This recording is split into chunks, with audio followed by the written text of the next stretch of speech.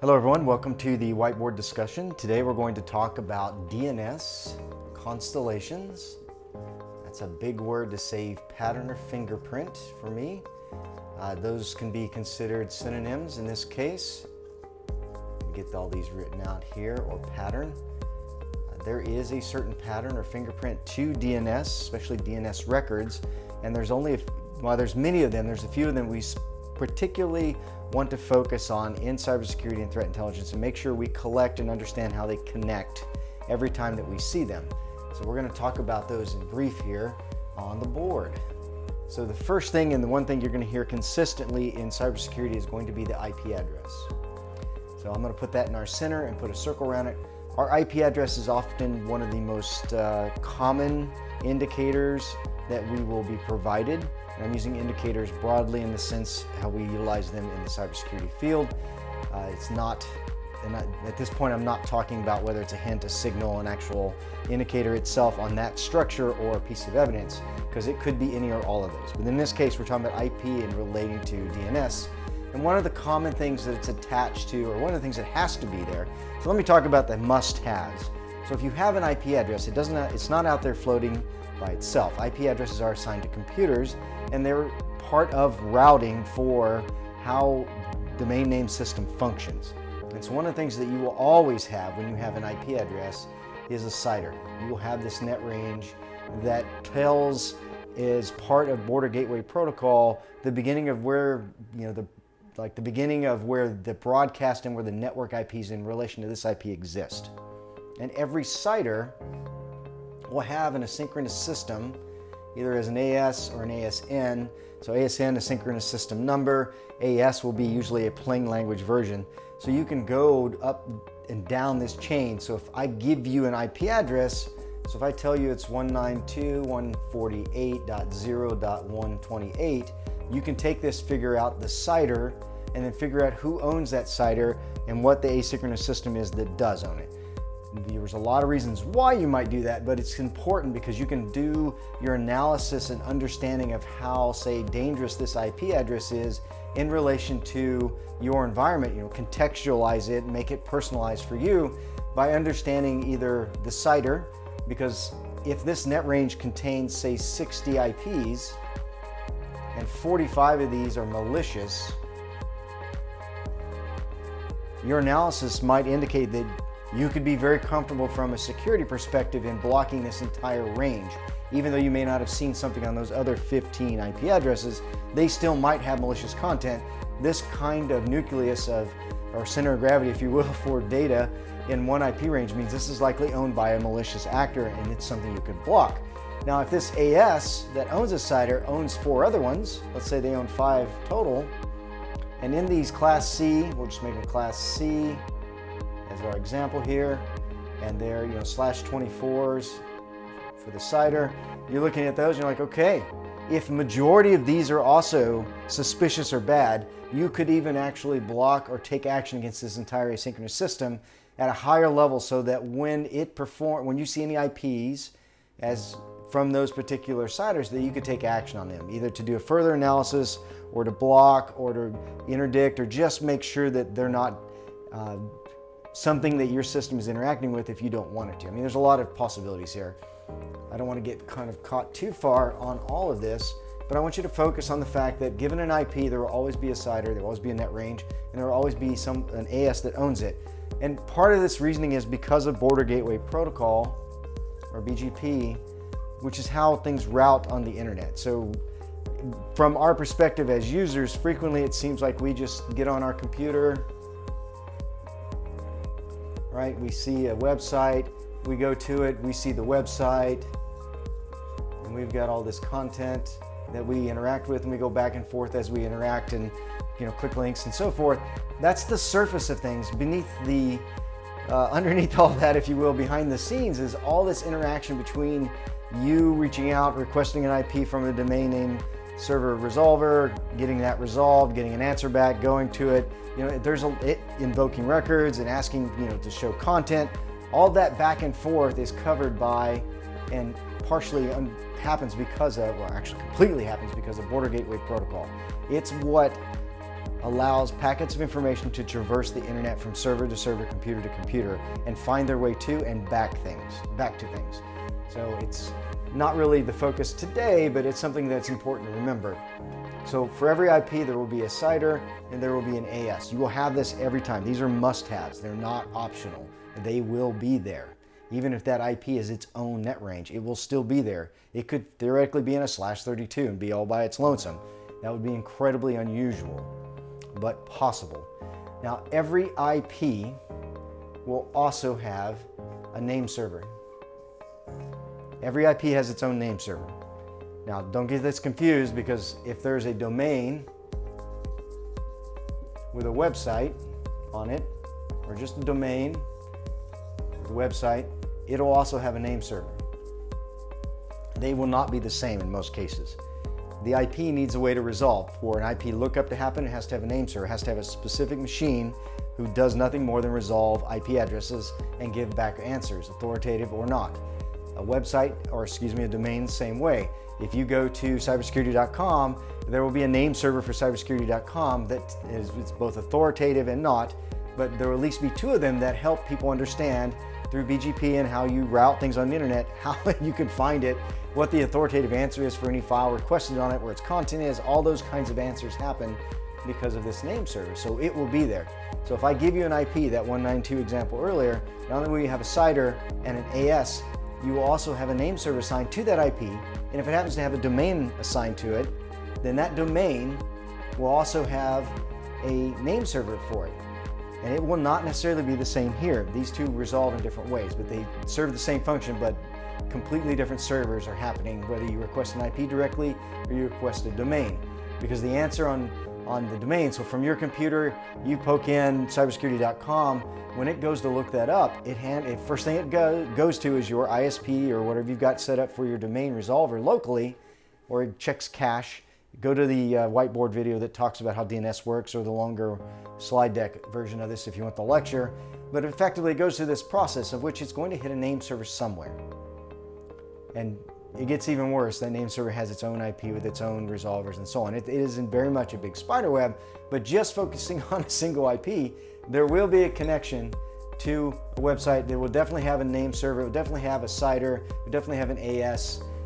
This could be optional, right? Not every IP has a domain hosted on it, so I'm going to actually make that a dotted, broken line, because that's not necessarily mandatory, but if it is there, then there will be a name server for that particular domain. And if there is a domain, there will be someone who registered that domain, a registrar. GoDaddy, Google, whoever it is you bought your domain from, they have to register the domain to make it accessible by the root servers that handle all, basically, the Border Gateway Protocol and how DNS works. You have to register a domain so it knows it's there, so it can resolve things. That's when the name servers and a lot of other records get assigned. Consult those talks to get more details there, but you will have a registrar. Just like every IP, I said earlier in different lectures, IPs on the internet especially, they always represent a computer, so there will be someone who is the hosting provider that has this IP. And that's going to point to a virtual or a physical device. So that IP is going to map back to a hosting provider. This could be, for example, GoDaddy. You might have went there, registered a domain, got an IP from them, and they're acting as your hosting provider. It could be all the same answer, if you will. This would be a number. This would be GoDaddy's setup. This would be GoDaddy. This would be the domain cybersecurity.com, and the hosting provider would be them, and they're going to have an IP that they own. And there's reasons why you'd want to know this. I may get, let's say, phishing that connects out to bad IP. Bad IP, okay, I look at its CIDR, I look at its AS, maybe the AS is good, but the CIDR's got some suspicious things in it, but not overwhelmingly. I check the name servers, voila, the name servers actually point to something bad. I'm like, okay, that's interesting. I query the records on the name server, who do you take care of? And it gives me a list of domains. And I go to look at that list of domains and I realize that almost all of them, especially the bad ones, let's say in our scenario, are pointing at this one hosting provider. I now know I have a situation that's very suspicious. If this hosting provider is also acting as an AS, I can go look at what it owns, what it routes, go down its CIDRs and continue my research to understand what I should or shouldn't block or take action on.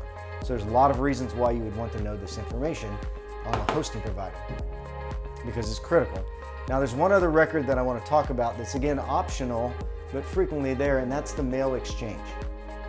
So the same thing that you did on name servers, where you can go and query a name server, see who they resolve and take care of, you can do the same thing on a mail exchange server and ask the mail exchange server, who do you handle? Because this could be generic or this could be specific. And there's some things that this assists you with from just a default level, because with this kind of constellation, there is a default pattern or fingerprint to a newly minted, crafted domain and how it's set up. So if you go and you buy something from Google Domains right now, there's certain steps that are built into that process that will always happen. And if you're running automation, say as a criminal or as just an opportunist or whatever, and you're doing thousands of these at a time or hundreds even, what you will find is there's a pattern to how they get created, because they choose the defaults because it's speedy and there's no extra costs involved. The minute you have to slow down to make selections, it can break or slow down your automation, so they tend to not focus on those. So let's say I'm a bulletproof hosting provider that's providing service to criminals so that they can host their botnets, or they can host attack infrastructure, or they can have an operational relay box to jump from to do attacks or just to log in. I want to provide that hosting space for them. I'm going to act as the hosting provider, and maybe in some cases I'll even set up domains for them by request. I make a service available to them. But in the interim, I need to make sure I keep and hold on to a series of IP addresses. I may go and I may allocate those or steal those from the edges of people's CIDRs, or I may just go and buy in mass large amounts of those. Now, another service in that, and kind of where I was going before I got off track here, was in the domain registration. I may set up and look for 1,000 domains, 10,000 domains, 500 domains at a time. Like if you tell me as part of this criminal service, let's redress this scenario here because I'm starting to meander off. I'm going to erase this, then I'll rewrite it real quick because I really want to talk to this example. Let's say I'm a criminal service and I register domains for you, and you have a botnet that you're planning on releasing the next day's iteration for, and it's going to have 500 domains that it could access. You've set that up, that's your algorithm. And you're asking me as the service to help you organize this. And so I may have a automation on my end that is going to set these up, because I'm not going to sit there and have a team of people doing this by hand. That would be ridiculous, and also not cost effective, because I'm not getting enough money for that. Even as a criminal service, you're not paying me enough. So I'm going to run automation. If I'm registering these domains, I'm probably using an API if I'm doing this kind of volume, or I have some automation that allows me to interact with a service that doesn't care where the money's flowing from, or it just doesn't ask that question. It kind of is the same thing in many ways. So I'm actually going to check defaults when that happens, because I want to stay in the minimums. I also want to make sure, because when I don't, I add variables in there that I now have to account for in my automation, which could cause problems, and we don't want that to happen. So I need to be able to do these. And in fact, since you're going to be releasing this, and this is going to be the next week's worth of, say, domains, I have to be able to do these on demand. So the morning of every day, I have certain times where I'm going to go in and I'm going to register these domains.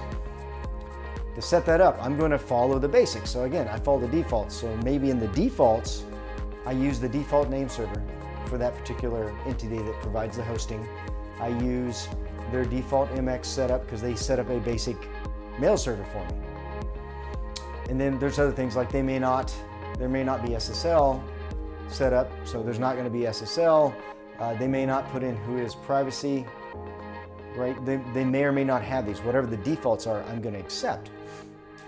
Because again, I want to make sure my automation keeps going forward. So we can use that to our advantage.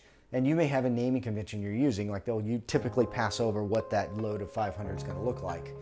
And so given that, they will go and start registering these in the groups that they need to. So if you do it like 20 a day, 50 a day, whatever it might be, until I get to my maximum, I'm going to follow that pattern. And so if I'm watching, say, the search stream of new domains created every morning, and I see something that fits a pattern of, say, TrickBot or another botnet that I'm watching has default name servers, has default MX, no SSL, no whois privacy, right? It fits this fingerprint, then I can label it as either suspicious or I can outright say, okay, that's going to be part of this particular batch of domains. Kind of slightly a step to the left, but one of the reasons why the constellation for DNS is so important, because you need to know that these things are absolutely connected. I'll write it sideways this time so that you don't miss different records when you're doing collections. Because if someone gives you 10 IPs and says, go investigate this, very common task for a beginner, you don't want to just look up the IPs and go, well, I looked up the IPs, I didn't find anything. You need to look broader and make sure you're collecting everything that you're supposed to collect. You might go, okay, let me look up these IPs. Who's the hosting provider for these IPs? You know, is everything in the same net range handled by the same hosting provider?